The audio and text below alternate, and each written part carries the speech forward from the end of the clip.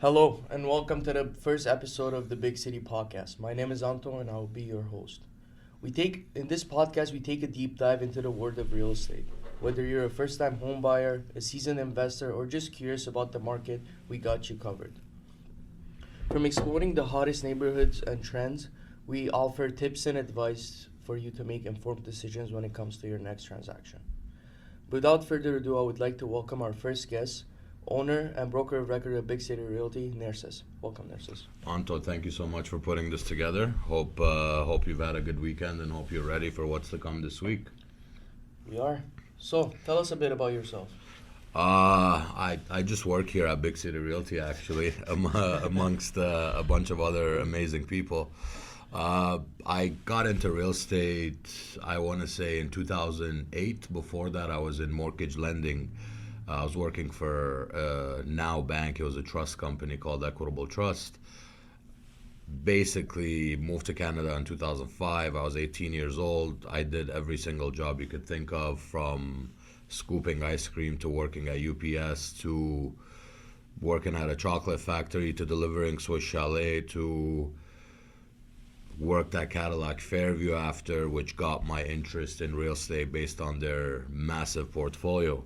I was working at Cadillac Fairview as a security at Bay and Bloor at their Holt Renfrew and TD Waterhouse buildings while I was going to school and delivering Swiss Chalet and working at the ice cream shop. Eventually, I got an opportunity to get a job at Equitable Trust as they call it a floater. Basically, it's the guy that you call to go get you a file from the archive room. So I was that guy for a little while. Within 2.5 years of me working there, I got promoted a few times, and then I got into being a mortgage officer. I was on the receiving end of documents dealing with mortgage brokers, lawyers, appraisers, and everything. That basically opened my eyes into the world of real estate and how things are done. That was a mortgage B lender.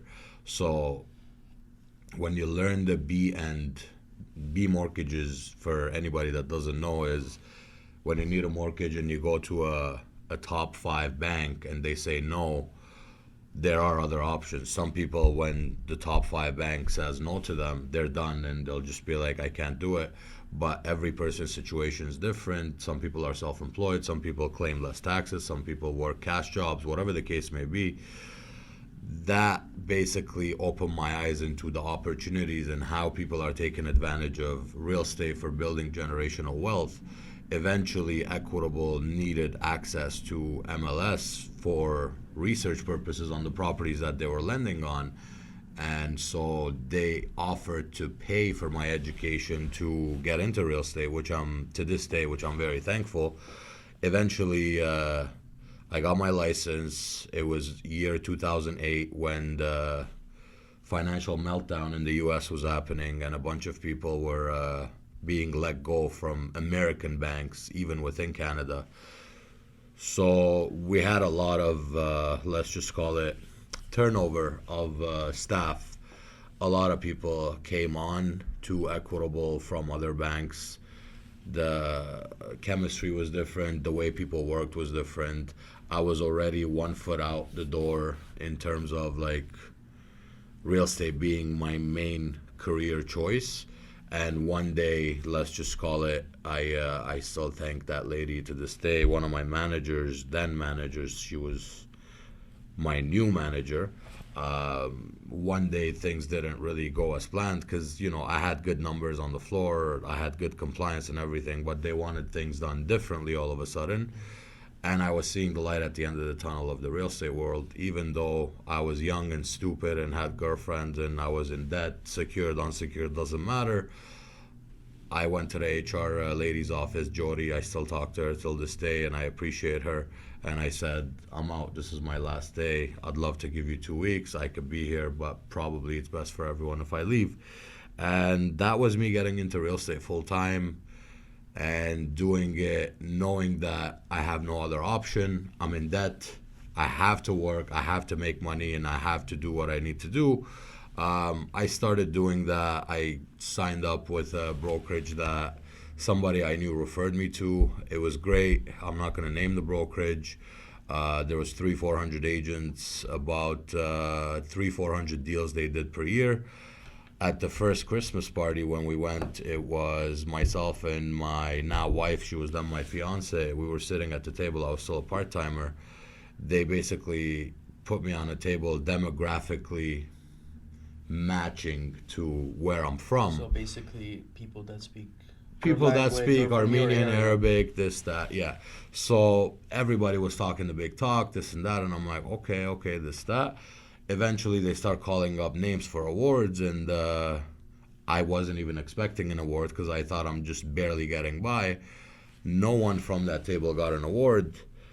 When they called my name, actually, I was surprised. I got up, I'm like, interesting. Then I had to reevaluate why I was where I was in a brokerage of 300-400 people where nobody really knows each other. You'll meet them at the Christmas party, if that. There's no communication. There's no like team environment. There's no little family environment. And really and truly, an agent's biggest pain point is getting clients, as I'm sure you would know.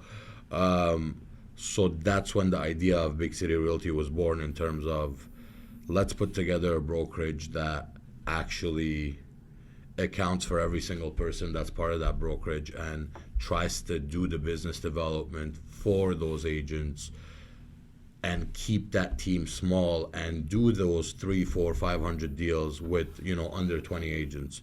That's when Big City was born. First 2-3 years, I tried to form the company, set it up in a way where I am able to take on more agents, and now we're, I think, at 23, 24 agents so far. We like to keep that number down because we like to see everybody that's here succeed versus just adding numbers and trying to make money from people's monthly fees and whatnot. We're not a brokerage where we make our money from our agents' monthly fees. We make our money when our agents do deals. We make most of our money when our agents do deals from business development that we've, curated at the office. And for an office of 20 some odd agents, we have upwards of 10 people on staff as support, whereas an office of 300-400 agents will have 3 or 4 full-time staff. So you get a lot of support, you get a lot of guidance, you get a lot of opportunities, you get a lot of leads, but then we expect the agent to reciprocate that by committing to what they're doing. And how has the real estate industry changed ever since you started? Ooh, real estate industry is always ever changing. It's actually changed a few times. Now, I want to say from 2015 and on, pre-construction caught on fire, selling real estate in general.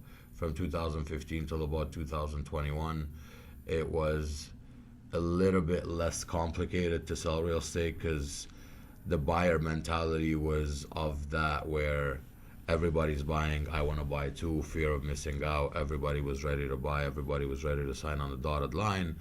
2008, the market, of course, right when I got into it full time with a lot of debt, 2008, the market was soft for about, I want to say, 12 to 18 months when the meltdown was happening in the US. Thankfully, in Canada, we have a lot more regulations for mortgages and whatnot, where we didn't see as painful of a meltdown as the US saw. In terms of, so 2008, there was that. Fast forward from 2008 to 2000 and let's call it 17, it was on and off, fairly stable, consistently going up. That's what the real estate market is. If you go back 40 years, it's always consistently going up over a 10-year periods. 2017 was another wake-up call where when they introduced the foreign buyer tax as well as the stress test, the 905, we call the 905 anything north of Steeles, Richmond Hill, Vaughan, Markham.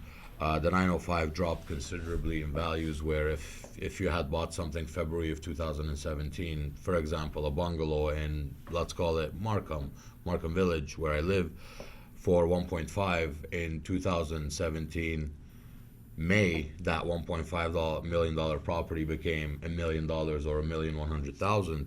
So it's important to make sure whoever your client is and whatever they're buying, they're able to carry that for a long period. We don't day trade real estate. When you buy real estate, you have to know that push comes to shove, you're okay holding that for 5-10 years. If you position yourself that way, you're always going to win, because the market is cyclical. It goes up and down. Every 7 years or so, you'll see a little blip in the road. But every time you see a little change, if you pick up everything and you sell it, you're not really making headway. You're not really going anywhere. But over the long term, if you invest while making sure that you're financially stable and you can financially carry what you're buying for long periods of time, in 20 years, you won't have to work. Us as real estate agents, we make really good money working, but working really hard, that is. But that'll give you a good life. That's not going to make you wealthy. Your commissions is not going to make you wealthy. Even if you're making $1 million a year, that's not going to make you wealthy, even if you're making two. But if you're investing alongside your clients, instead of just buying people properties and selling people's properties and making their financial future stable, you have to, alongside with that, invest yourself in real estate to be able to reap the benefits. We don't have a pension plan. My wife's a teacher. She has a great pension plan. My pension plan is my real estate portfolio. My kids don't have, insane amounts of money saved up for them for their university, but they each have a property or two tagged for them, so that when it's time for them to go to university, or to hopefully get out of the house after they're 30, that is, and daddy says okay, that's really what they can leverage to move forward in life. Since you brought up pre-construction, let's talk about Union City, Markham's latest project. Tell us a bit about Union City. Who's the developer, its geographical location, what's close by, and what's the timeline on that? Yeah. So one of the reasons why I'm actually wearing a suit today, I don't like wearing suits. Our office has a policy of no assholes. We don't care about your suit and tie. You can come in your shorts. But I'm wearing a suit today because there's a launch in about a couple hours. Let's say it's called Union City. It's by Metropia, very well respected developer. They've developed quite a bit in Midtown and in the GTA in general. Their last development that they just finished was E2 condos, which we had sold a lot right at Yonge and Eglinton with direct access to the subway, and it turned out amazing. A lot of our clients are very happy. Another development that they've done, where I think a lot of our Markhamite listeners would be able to relate to, is called Union Village. It was in Upper Unionville, just by 16th there.